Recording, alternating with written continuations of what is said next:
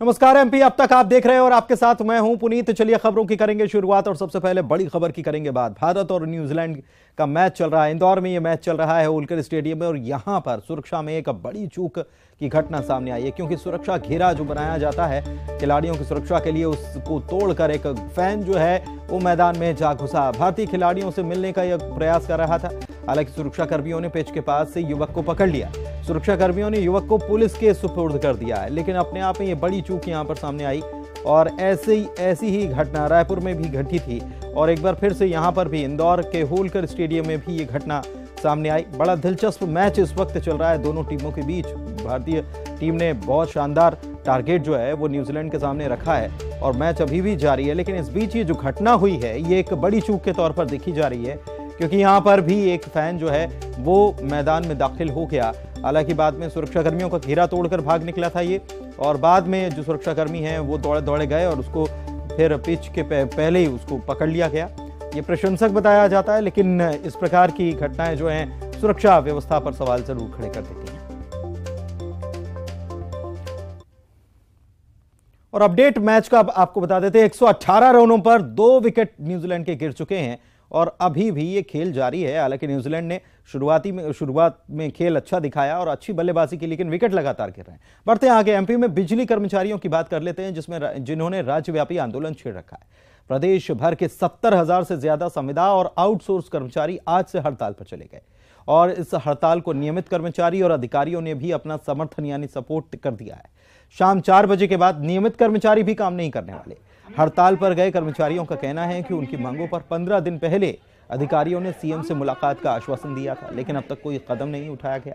मांगे पूरी नहीं होने तक उनका आंदोलन ऐसे ही जारी रहेगा, ये चेतावनी दे दी है। 3 अलग अलग जिलों की तस्वीरें आपको दिखा रहे हैं। भोपाल की तस्वीर, जबलपुर की तस्वीर, ग्वालियर की तस्वीर, सब जगह एक सी तस्वीर, जहां पर कर्मचारी एक साथ खड़े हुए नजर आ रहे हैं, अपनी मांगों की बात कर रहे हैं और प्रदेश व्यापी हड़ताल कर रहे हैं। मांगे हमारी 5 सूत्री है। इसमें सबसे पहले जो संविदा का नियमितीकरण है, आउटसोर्स का सम्मेलन की मांग है, और हमारी जो पेंशन की व्यवस्था है जो रेगुलर कर्मचारियों से संबंधित है वो व्यवस्था पर्याप्त नहीं है। उसमें हमने शासन से मांग की कि हमारा जो एक्ट के हिसाब से जो पेंशन का फंड होना चाहिए वो जमा किया जाए, सरकार गारंटी ले। इसी प्रकार से ओल्ड पेंशन स्कीम लागू करने के लिए कंपनी केडर के लोगों के लिए है। इस प्रकार से हमारी 5 मांगे हैं, जिसके समर्थन में आज पूरे प्रदेश में नियमित कर्मचारी भी इनके समर्थन के मांगों में आज आ चुके हैं। तो 5 मांगे हैं, नियमित कर्मचारी भी समर्थन कर रहे हैं, और हड़ताल बेमियादी है ये भी कहा जा रहा है। बढ़ते आगे। भोपाल में बीजेपी कार्य समिति की बैठक हो रही है, और इसमें मिशन 2023 पर मंथन चल रहा है। राष्ट्रीय कार्य समिति के बाद अब प्रदेश कार्य समिति की बैठक है, और इसमें 200 दिनों में विधानसभा की 200 सीटों को जीतने का टारगेट तय किया गया है। रिपोर्ट दिखाते हैं।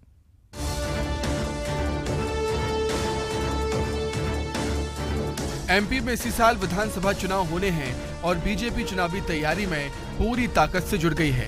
इसी क्रम में राजधानी भोपाल में बीजेपी कार्य समिति की बैठक हो रही है। इस बैठक में प्रदेश प्रभारी मुरलीधर राव ने 200 दिन में 200 विधानसभा सीट जीतने का टारगेट हर हाल में पूरा करने की बात कही। इस कार्य योजना में सभी मंत्रियों और विधायकों को जाना होगा। पदाधिकारियों को दिए गए काम की ऑनलाइन उपस्थिति दर्ज होगी। लक्ष्य पूरा करने पर ही मंत्री, विधायक और नेताओं का भविष्य तय होगा। हमने पहले भी कहा है कि हमारी पार्टी का साफ एजेंडा है, अब की बार 200 पार विकास के आधार पर। आप ये देखिएगा कि अभी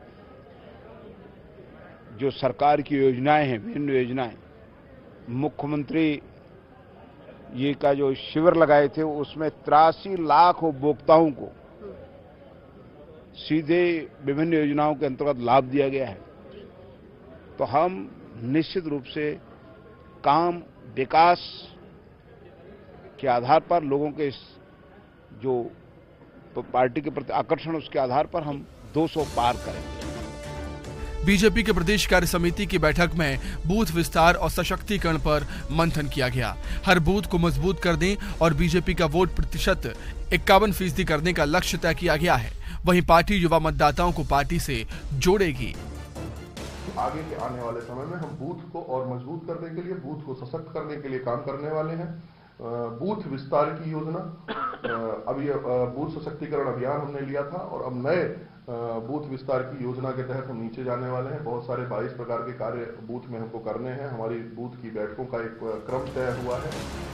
नए मतदाताओं और महिलाओं को जोड़ने के लिए पार्टी विधानसभा चुनाव से पहले कई कार्यक्रम भी चलाएगी। Bureau report, news 18। रंजना हमारी सहयोगी हमारे साथ भोपाल से इसी खबर पर जुड़ी हुई है, सीधे उन्हीं के पास चलते हैं। रंजना, अब की बार 200 पार, विकास है आधार और करना है बूथ विस्तार, ये 4 लाइनें एक प्रकार से कह सकते हैं कि अभी तक का निचोड़ रहा है। लेकिन अभी और क्या कुछ बैठक में तय किया जा रहा है? टिकटों को लेकर और परफॉर्मेंस को लेकर, सामंजस्य को लेकर क्या क्या बातें हुई? जी पुनीत, बीजेपी प्रदेश कार्य समिति की बैठक अभी फिलहाल जारी है, जिसमें सीएम शिवराज सिंह चौहान भी संबोधित करेंगे इस पूरी बैठक को। लेकिन अभी जो सीएम का संबोधन है वो बाकी है और उसके बाद ही जो पूरी बैठक है उसका मंथन क्या हुआ और क्या निचोड़ है वो निकल कर सामने आएगा। लेकिन फिलहाल जिस तरीके से ये जो दिन भर बैठक हुई है उसमें जो विधानसभा चुनाव है साल 2023 का, उसको लेकर जो रणनीति है वो यहाँ पर बनी हुई है। क्योंकि बीते साल 2018 के चुनाव की बात कर ली जाए पुनीत, तो यहाँ पर भारतीय जनता पार्टी का वोट प्रतिशत तो बढ़ा था, लेकिन कहीं ना कहीं सरकार को पूरी तरह से बहुमत नहीं मिला था। तो इस बार सरकार का जो फोकस है साल 2023 के विधानसभा चुनावों में, उसमें यही फोकस है कि इस बार 200 पार का जो लक्ष्य है वो रखा गया है। और इस लक्ष्य को हासिल करने के लिए जमीनी स्तर पर कार्यकर्ताओं के साथ मंत्रियों, विधायकों, सांसदों सभी को जिम्मेदारियां दी गई हैं और सभी के जो लक्ष्य हैं वो भी तय कर लिए गए हैं। और इन लक्ष्यों पर सभी नेताओं को, पदाधिकारियों को, कार्यकर्ताओं को खरा उतरना है और इसी के हिसाब से जो परफॉर्मेंस है, जो रिपोर्ट कार्ड है वो भी तैयार होगा। और इसी के साथ ही मध्य प्रदेश में चुनावों को लेकर किस तरीके से टिकटों का गणित तय होगा, किस तरीके से जो एज फैक्टर है वो लागू होगा, इस पर भी आज की इस बैठक में मंथन होगा। और इसके बाद ही मध्य प्रदेश में एक बार पूरा एक प्रकार से खाका तैयार किया जाएगा, कितनी मेहनत करनी है, क्या करना है और कहाँ कमजोरियां हैं, कैसे उसे जो गड्ढे हैं उनको कैसे भरना है, बहुत सारी चीजें तय होने वाली है। मुख्यमंत्री का भी उद्बोधन होना है। बहुत शुक्रिया आपका रंजना इस तमाम जानकारी के लिए। रंजना नजर बनाए हुए हैं, आगे बढ़ते हैं। विधानसभा चुनाव की चूंकि बात चल रही है और उसी की तैयारी को लेकर बैठक भी चल रही है। इधर विधानसभा चुनाव से पहले कांग्रेस भी पूरी तरह से एक्टिव है। आदिवासी वोट बैंक को साधने के लिए पीसीसी चीफ कमलनाथ ने भी बैठक की है। आदिवासी जनप्रतिनिधि इस बैठक में शामिल थे और इसमें यह तय हुआ है कि कांग्रेस आदिवासियों से जुड़े मुद्दे को लेकर जनता के बीच जाएगी। इसके साथ ही 2018 में आदिवासियों के लिए जो वचन दिए गए थे उनको पूरा करने का भरोसा दिलाएगी। कांग्रेस का दावा है कि 2018 में पार्टी ने जो 31 सीटें जीत हासिल की थी, जिन पर इसे दोहराने की कोशिश कांग्रेस करने वाली है। कांग्रेस के विधायक बाला बच्चन कह रहे हैं कि प्रमोशन में आरक्षण, बैकलॉग के पदों को भरने का भी कांग्रेस ने वादा कर रखा है।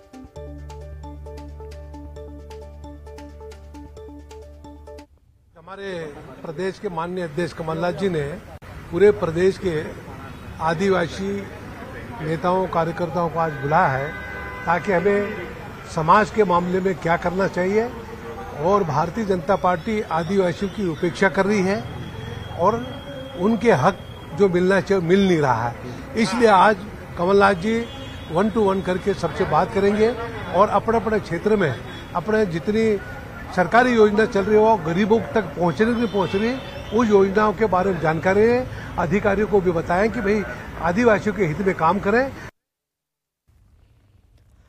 और चलिए बढ़ते हैं आगे, बात कैबिनेट की बैठक कर लेते हैं। आज मंगलवार का दिन, कैबिनेट की बैठक आज के दिन नियत होती है। कैबिनेट की बैठक आज हुई है शिवराज कैबिनेट की, इसमें कई अहम फैसले लिए गए हैं। इस बैठक में दिल्ली में नए मध्य प्रदेश भवन के लोकार्पण की तारीख तय हो गई, 2 फरवरी इसकी तारीख तय की गई है। इसके अलावा भी और कई अहम फैसले हुए हैं। क्या हुए हैं दिखाते हैं रिपोर्ट।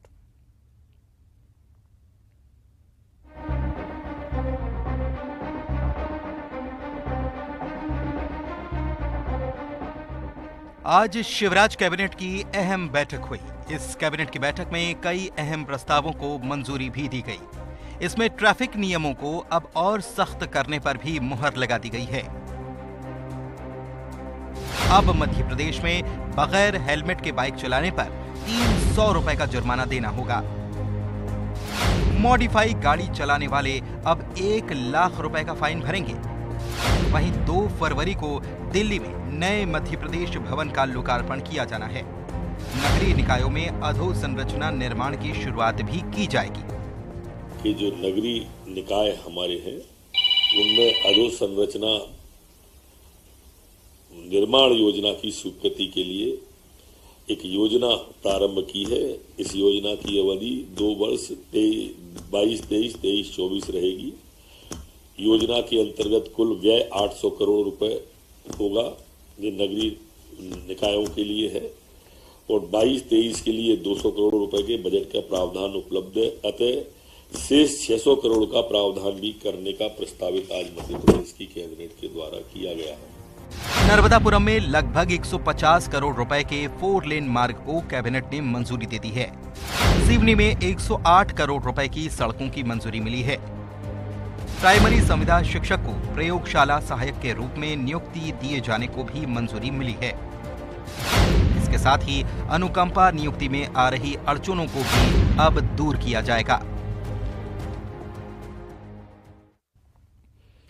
इधर दिग्विजय सिंह के सर्जिकल स्ट्राइक के सबूत मांगने वाले बयान पर भी सियासी बवाल मचा हुआ है। बीजेपी ने दिग्विजय सिंह पर तीखा हमला बोला, लेकिन कांग्रेस दिग्विजय सिंह के बयान के बाद बैकफुट पर खड़ी हुई नजर आई।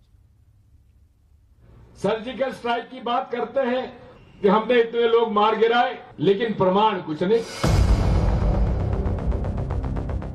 सीएम शिवराज सिंह चौहान ने दिग्विजय सिंह के सर्जिकल स्ट्राइक पर दिए बयान को लेकर निशाना साधा है। उन्होंने कहा कि दिग्विजय सिंह पाकिस्तान के साथ खड़े हैं और कांग्रेस टुकड़े टुकड़े गैंग के साथ खड़ी है। सेना का मनोबल गिराने का काम दिग्विजय सिंह ने किया है। जम्मू में भारत जोड़ो यात्रा के दौरान दिग्विजय सिंह के सर्जिकल स्ट्राइक के सबूत मांगने पर मुख्यमंत्री शिवराज सिंह चौहान ने राहुल गांधी से जवाब मांगा है। श्री राहुल गांधी जी साथ चल रहे हैं और दिग्विजय सिंह फिर सर्जिकल स्ट्राइक के सबूत मांग रहे हैं। ये सेना का मनोबल गिराने का पाप वो कर रहे हैं। पाकिस्तान के साथ वो खड़े हैं, ये दिखा रहे हैं। मैं तो श्री राहुल गांधी जी से ये जवाब मांगता हूँ। पूर्व प्रोटेम स्पीकर रामेश्वर शर्मा ने दिग्विजय सिंह पर निशाना साधते हुए कहा कि सबूत मांगने वालों को फाइटर में बांधकर सेना ले जाए, जिससे ये पाकिस्तान की तबाही देख सके। और अब तो मेरी भारत की सेना से करबद्ध प्रार्थना है कि जब भी सर्जिकल स्ट्राइक हो, जब भी पाकिस्तान के आतंकवादी कैंपों को उड़ाए जाए, बम फेंके जाएं, तो इन तीनों महापुरुषों को उन विमानों के नीचे बांधकर ले जाया जाए।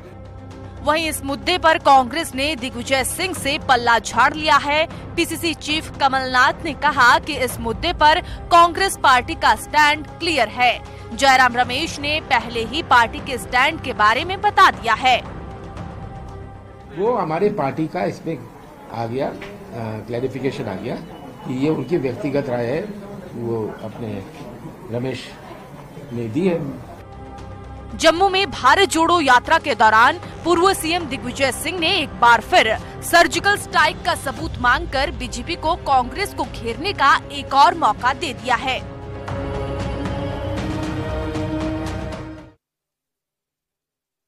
इधर बागेश्वर धाम के पंडित धीरेन्द्र कृष्ण शास्त्री को धमकी मिली है। उनको परिवार समेत जान से मारने की धमकी दी गई है, जिसकी शिकायत पुलिस से कर दी गई है और पुलिस अब धमकी देने वाले की तलाश में जुट गई है और साथ ही सुरक्षा बढ़ा दी गई है।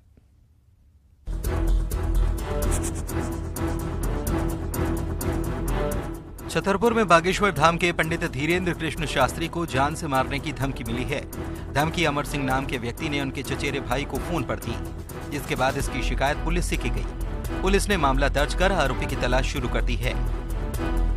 हमारे पास 22 तारीख को 9:15 पर एक कॉल आई थी और उन्होंने कहा कि हमको धीरेन्द्र जी से बात कराइए।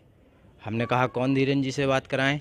तो बोले बागेश्वर वाली धीरेन्द्र शास्त्री जी से बात कराइए। हमने की हमारी तो पहुंच है नहीं है बात कराने की। तो उन्होंने कहा तो फिर उनकी 13वीं के लिए सामान की तैयारी कर लेना।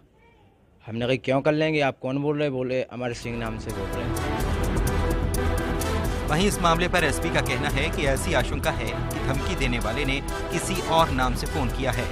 मामले की जांच के लिए 25 लोगों की एसआईटी गठित की गई है और बागेश्वर धाम की सुरक्षा बढ़ा दी गई है। और अभी तक ये कायमी जो है अज्ञात अमर सिंह हैं, जिनके की गई है। इसमें जांच कुछ विषयों तक बाकी है और जैसी जांच होती है, तथ्य सामने निकल के आते हैं, उससे अवगत कराया जाएगा। बागेश्वर धाम के पंडित धीरेन्द्र शास्त्री को जान से मारने की धमकी मामले पर मंत्री गोपाल भार्गव का भी बयान आया। उन्होंने कहा कि जिनका सनातन पर कोई विश्वास नहीं, वे नास्तिक लोग भी धीरेन्द्र शास्त्री के बारे में तरह तरह की बातें कर रहे हैं। सनातन धर्म पे जिन लोगों का विश्वास नहीं है, वो बागेश्वर धाम जी के जो बाबा जी हैं, उनके लिए, बागेश्वर महाराज जी के लिए तरह तरह की बातें कह रहे हैं।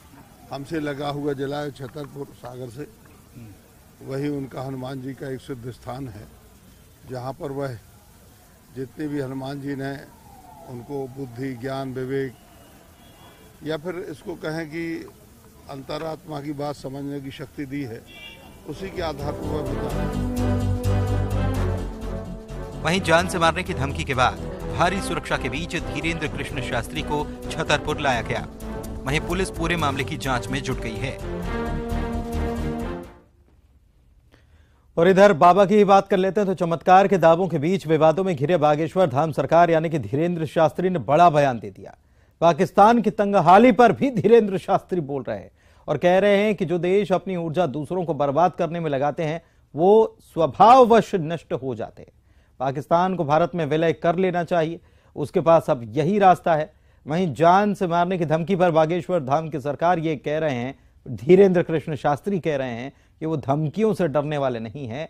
दुनिया में इतने देश इस्लामिक और क्रिश्चियनों के हैं तो भारत को हिंदू राष्ट्र होना चाहिए और इसमें दिक्कत क्या है, किसको है।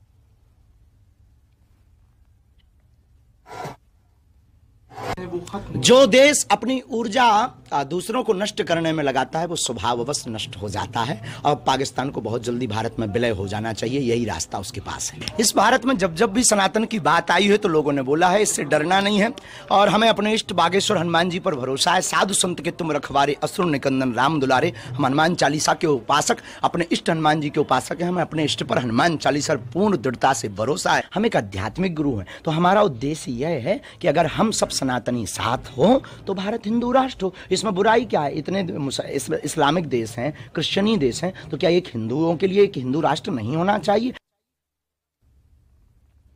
प्रख्यात कथावाचक, जाने माने कथावाचक जगत गुरु रामभद्राचार्य महाराज ने भोपाल का नाम बदलने को लेकर बड़ा बयान दे दिया।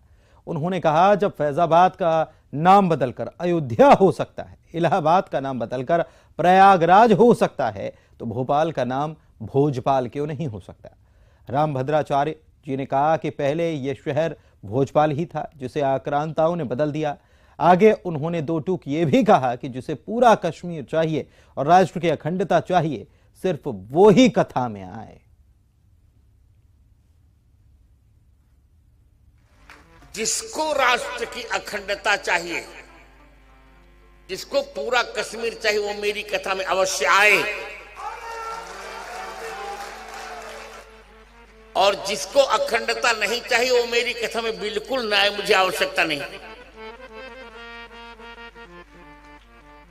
जैसे सब कुछ हो रहा है मित्रों, उसी प्रकार भोपाल का नाम भोजपाल होकर रहेगा। यदि हम फैजाबाद का नाम बदलकर अयोध्या कर सकते हैं,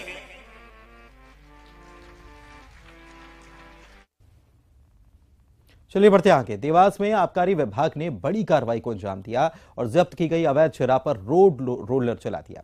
आबकारी विभाग ने करोड़ों की शराब जब्त की थी, जिस पर विभाग ने रोड रोलर चलाकर उसे नष्ट किया है। विभाग ने इस दौरान कच्ची शराब और महुआ लहान को भी नष्ट किया।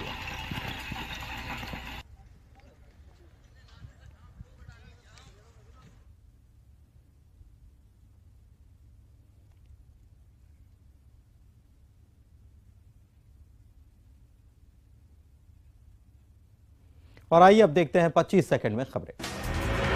सतना केंद्रीय जेल में बंद एक कैदी की मौत, तबीयत बिगड़ने पर जिला अस्पताल में कराया गया था भर्ती। मृतक राजेंद्र और उसके 3 बेटे दहेज हत्या के आरोप में काट रहे थे आजीवन कारावास की सजा। और एसपी आशुतोष बागरी के माता पिता का फर्जीवाड़ा आया सामने। प्रदेश सरकार के द्वारा चलाई जाने वाली तीर्थ यात्रा योजना की तैयारी करने वाले थे। तीर्थ यात्रा जिला प्रशासन की शिकायत के बाद काटे गए लिस्ट से नाम। जबलपुर में सड़क हादसे में 3 लोगों की मौत, बेकाबू होकर पुल से नीचे गिरी कार। मौके पर पहुंची पुलिस ने शुरू की जांच। इंदौर में भारत न्यूजीलैंड मैच में ड्यूटी के दौरान रेलवे डीएसपी को आया हार्ट अटैक। पुलिसकर्मियों ने दिया CPR, मौके पर नहीं मिली 108 एम्बुलेंस का ड्राइवर के खिलाफ होगी FIR। बिहार के सरदारपुर के आदिवासी छात्रावासों में भ्रष्टाचार के खिलाफ छात्रों ने कलेक्ट्रेट का किया घेराव। कलेक्टर से मिलने पर अड़े छात्र, अपर कलेक्टर ने सुनी समस्याएं, दोषी अधिकारियों पर कार्रवाई का दिया भरोसा। जबलपुर के मेडिकल यूनिवर्सिटी के छात्रों ने दिया धरना, परीक्षाएं न होने से परेशान है छात्र। प्रदर्शन के मद्देनजर तैनात रहा भारी पुलिस बल। शाजापुर के शुजालपुर में NSUI छात्रों ने जवाहरलाल नेहरू स्नातकोत्तर महाविद्यालय की समस्याओं को लेकर हाईवे पर किया चक्का जाम। कॉलेज में शिक्षकों की कमी का लगाया आरोप, शिक्षकों की व्यवस्था करने और छात्रवृत्ति दिलाने की मांग। शिवपुरी नगर पालिका की बैठक में जमकर हंगामा। बीजेपी उपाध्यक्ष सरोज व्यास ने कांग्रेस पार्षद संघ खोला मोर्चा, विकास कार्य पर बात न होने को लेकर हंगामा। प्रदेश समेत जबलपुर में 3 सूत्रीय मांग को लेकर बिजली कर्मचारी कर रहे हड़ताल। नियमितीकरण और वेतन बढ़ाने की है मांग, पुरानी पेंशन योजना भी लागू करने की मांग। खरगोन में चार्टर्ड बस में लगी भीषण आग, बायरी में शॉर्ट सर्किट की वजह से आग लगने की आशंका, लाखों रुपए का सामान जलकर हुआ खाक। और इसी के साथ MP अब तक के इस बुलेटिन में फिलहाल इतना ही। मुझे दीजिए इजाजत।